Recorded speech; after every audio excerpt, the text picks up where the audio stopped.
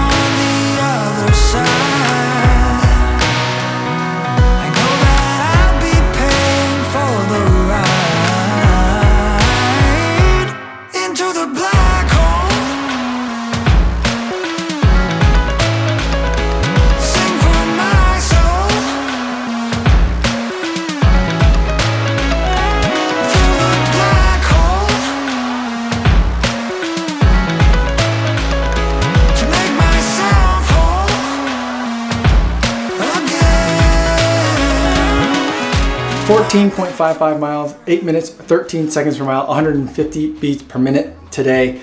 Going for a much tougher of a workout than I've been normally doing lately, getting ready for the Houston Marathon in just a couple of weeks. Today's workout was a longer run, and within it, a 9-mile stretch of faster paced running, shooting for about 160 to 165 beats per minute in terms of my heart rate for those 9 miles. Trying to get used to running a marathon type effort. Ultimately feeling pretty good, but definitely very tired at the end of it. I had the Hoka Rincons on with me for that run, and I've just been absolutely loving that shoe. But before I get too much into that particular shoe, I want to kind of take a step back and look at the entire Hoka Road Running lineup as a whole.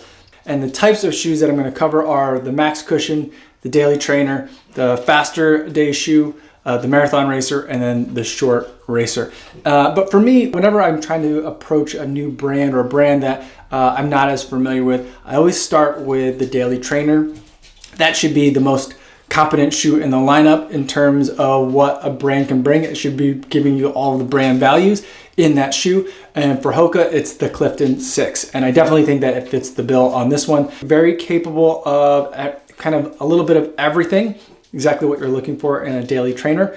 From the looks of it, it looks like there's a lot of cushion there. It looks like it might be more in kind of the max cushion category, but it's definitely more comfortable at your easy/moderate paces.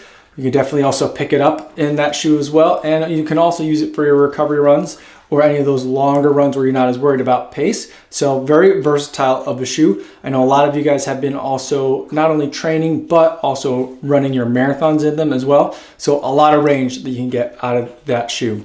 Moving down a little bit, speaking of those low and slow days, is the Bondi 6. Now the Bondi 6 is something that is definitely in that max cushion category. It's Hoka's most cushioned road shoe. There's just a bunch of EVA foam in there, and the purpose of that is to be a little bit easier on your joints, at least a little bit easier on your feet.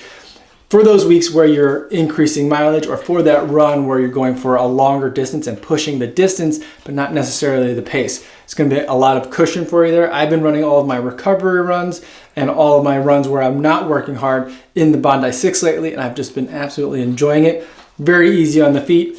I'd say the one thing I don't like about it is that you feel really disconnected from the road, but sometimes that's a good thing as well. Around here where I'm at with my in-laws, there's a lot of dirt roads around here, a lot of rocks, a lot of pebbles. I'm not really feeling any of those, so that's a major plus for me as I'm getting in those miles. Moving now faster than the Clifton 6 is the Rincon, and that's the shoe that I ran in today. That's a shoe that you want for your longer, faster days. It could also be used as your daily trainer. So a lot of these shoes aren't mutually exclusive. A lot of their use cases overlap. And so someone who wants a daily trainer can definitely look at the Rincon. I think that for me, I like using the Rincon as a daily trainer / longer fast day shoes. So on a workout like today, where I'm gonna be running a little bit of a long run, but also have some faster components into it, a shoe like this is definitely gonna fit the bill. It's a little bit lighter weight. It gets out of your way a little bit more, and there's just an extra bounce to it that I find really pleasant and just makes me want to go faster in that shoe. So I've been really enjoying the Rincon. Now, in terms of your racers, Hoka has 2 road racers this year. I think they still are making the Tracer 2, but in terms of the 2 main ones that I'm gonna be looking at for today are the Carbon X and the Carbon Rocket. Now, both of these have carbon fiber plates in them, as the names would suggest. The Carbon X is the longer distance marathon racing shoe. It can even be used for races longer than a marathon. So it's designed, I think, with the marathon second, but kind of a road ultra first is, I think, where the design inspiration came for this shoe. Definitely something, as I'm getting ready for the Houston Marathon in a couple of weeks, something that's very high on my list for the shoe that I'll be racing in. It's also a shoe that I really like training in as well. So a workout like today's, where I spent a long time out on the roads with portions of it being at a faster speed, the Carbon X is really good at that type of run as well. So something that you could use for your more intense training days and also racing. I think the Carbon X fits the bill really well. Now, the last shoe that I'll talk about is the Carbon Rocket. I think this was like the first shoe that Hoka put out with a carbon fiber plate and one of the first shoes that they released for 2019. And that shoe is a lot of fun. I actually won a 5K in that shoe. Granted, it was on a Disney cruise and it was very informal, no chip timing, but I did come in first in that race. I had a lot of fun with it. The carbon fiber plate in that one, I don't know what it is about it, if it's stiffer or what, but it just feels like it's a lot more raw. The Carbon X is very smooth, going to be really good at handling and soaking up a lot of those miles while keeping you fast and on your toes. The Carbon Rocket is just that, it's a rocket. It's going to give you a lot of power, but I don't see myself running in it anything longer than maybe a 10K. If I had tougher feet, I can maybe stretch it out to a half marathon, but I'm not sure that I can run in it for an entire marathon. But if you can, that carbon fiber plate is really exciting. The way that I think about the two is the Carbon Rocket is just raw power, and the Carbon X is more of a smooth, refined power, but both of them are very exciting shoes to run in.